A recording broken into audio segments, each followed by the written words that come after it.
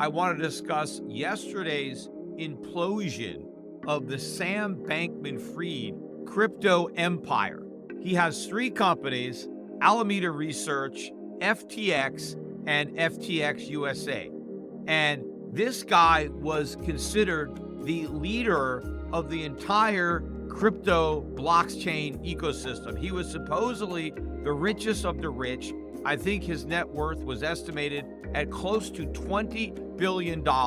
He was all of 30 years old. In fact, I watched an interview that CNBC conducted with this guy less than 2 months ago, and the woman who interviewed him was gushing all over him like a schoolgirl with a crush, and she was completely enamored by this guy. And to me, I'm looking at this kid who not only needed a haircut, but he needed to comb his hair. And the guy was dressed like a complete slob, especially when he was sitting for an interview for television. I mean, I can see if he's home by himself, maybe that's what he's wearing, but you're going to be on television. It's an interview. I mean, come on. And just listening to him talk, I immediately started thinking that this is weird, that something's off with this guy. And the fact that he was supposed to be the leader of crypto, it would not have inspired much confidence in me.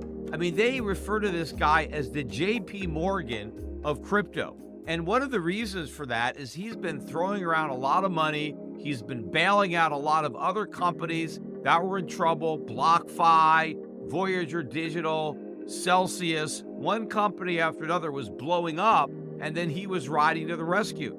He even bought a 7.5% stake in Robinhood and helped prop up that stock that was tanking.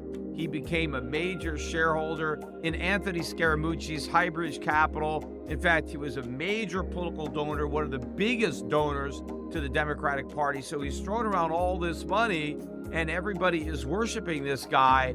And now it turned out that the whole empire was, in fact, a house of cards. In fact, it's likely just another giant Ponzi scheme, just like Celsius, just like what blew up with Terra Luna. This is a major catastrophe, probably the biggest catastrophe to hit the crypto industry. I think the fallout that we've seen thus far is just the tip of an iceberg. So much money is about to be lost, or already was lost, by so many people. They just don't realize how much money they lost.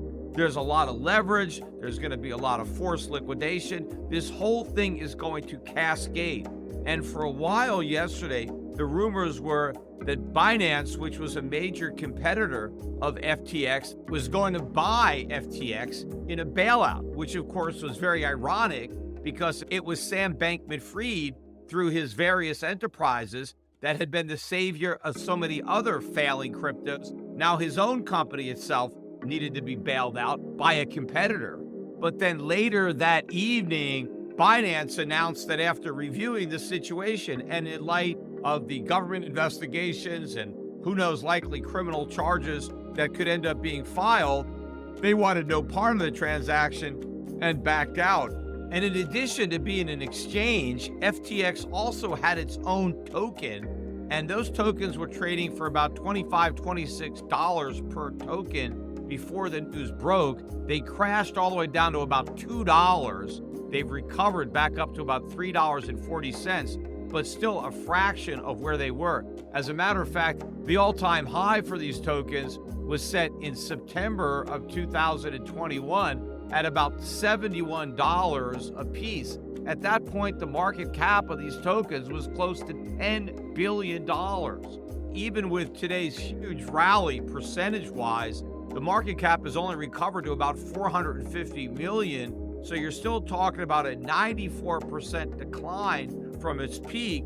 Ultimately, these tokens are going to zero out. But even a dead cat will bounce when you drop it from the top of a tall building, and that's exactly what's happening with these FTX tokens. And the only reason we didn't see continued carnage in the crypto market today was the boost that Bitcoin got from the CPI, and Bitcoin rose with all the other risk assets because people have been conditioned to buy Bitcoin on this type of news, because the narrative has been that when the Fed pivots, Bitcoin's going to moon, And so anything that indicates that the Fed is closer to a pivot inspires buying in Bitcoin, except by now it should be obvious that none of that matters to Bitcoin, because what's happening now is far more significant. Bitcoin is not an inflation hedge. It's not digital gold. The whole thing is a fraud. Just like all these other crypto companies are Ponzi schemes, the whole thing is one giant Ponzi. It is literally a blockchain letter, a pyramid scheme. None of these things are going to work. They are all going to implode. And the institutions that dip their toe in the water now are dealing with a frozen toe, and they're glad that they never took the complete plunge. This whole thing is imploding.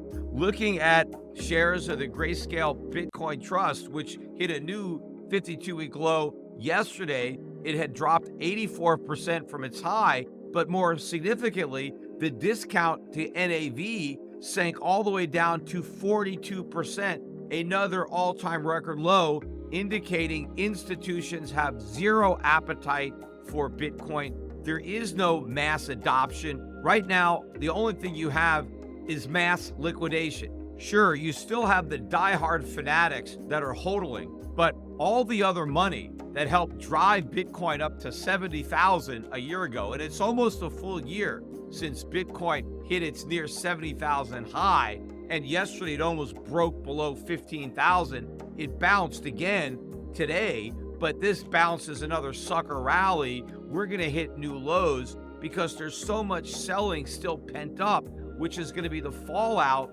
from the collapse of FTX, Alameda Research. Remember, this was one of the companies that bought one of those commercials on the last Super Bowl. In fact, this is the company that was highly touted by Tom Brady.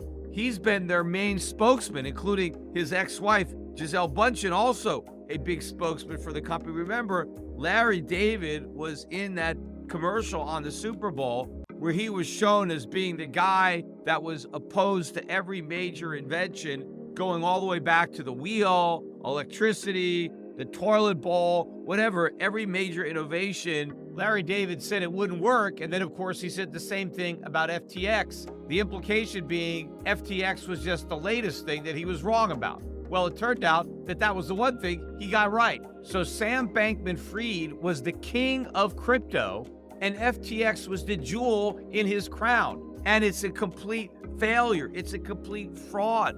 I can't think of a better wake-up call than what just happened. If you didn't wake up as a result of Terra Luna, or if you didn't wake up as a result of Celsius, how could you sleep through this? Nobody can. This, I think, is the nail in the crypto coffin. The rest of the air is going to be coming out of this bubble. We have yet to see the real crash.